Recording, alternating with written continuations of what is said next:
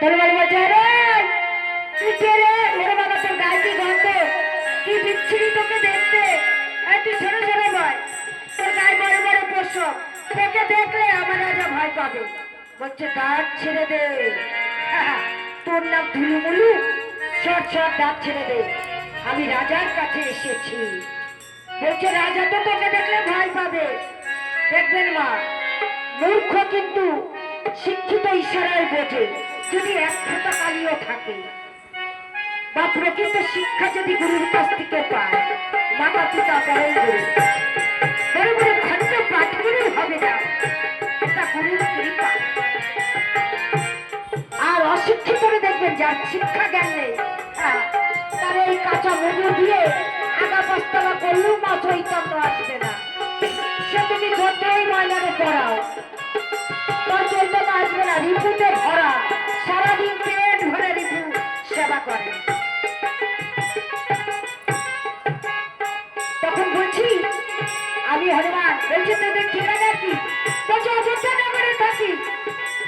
তার ছেড়ে দি প্রভু বুঝে বাহিরে এসে বলছে আরে হনুমান তুমি কেন মৃত্যুদায় বসে? হনুমান বলো বলো হনুমান, তোমার অযোধ্যা নগরী তোমার প্রভু রামচন্দ্র কেমন রয়েছেন? তার শরীর ভারী তো? বলছে তেমন না। বেশ, তুমি কেন মৃত্তিকার মধ্যে তুমি আমার হৃদয় মন্দিরে আসো। তুমি সারাদিন রাম নাম জপ জপ, তোমায় যদি আমি একটু স্পর্শ করি, আমার শত কোটি পাপ ধৃত হয়ে সব মোচন হয়ে যাবে, আমি পাপ হইতে উদ্ধার হতে পারব। হনুমান তোমার হস্তে ওটা কি? হনুমান আমার এটা 50খানা স্বর্ণ মুদ্রা আপনার জন্য পাঠিয়েছেন প্রভু। বেশ, তার আর প্রয়োজন কি? তুমি একটা ফিরিয়ে নিয়ে যাও। ওই যে বললাম শিক্ষিত ধর্মালুর হাত মজুরানো দেখে বোঝা সারা রাজা যে এদের ভিতরে আসক্তি রয়েছে, লোভ রয়েছে। এই লোভেই নরকের প্রতি বেশি নেয়। বলছে দেখো হনুমান, তুমি এদের ভিতরে বেরিয়ে এলাও, যেই বলা সেই করা। হনুমান তখন দেখছে হনুমান সবাইকে ছিটিয়ে ছিটিয়ে দিয়ে দিল। তখন বলছে, কারণ হনুমান জানে যে রাম আমার পরমার্থ আর সব অনার্থ অনার্থ অনার্থ। তখন বলছে বেশ, তাহলে একটু ভেচুত সেবা করো। সেবা করে বলছে বড্ড খারাপ খাবার, পচা কদাকার, আমি গিয়ে প্রভুর কাছে বলবো অযোধ্যা নগরে রাজা।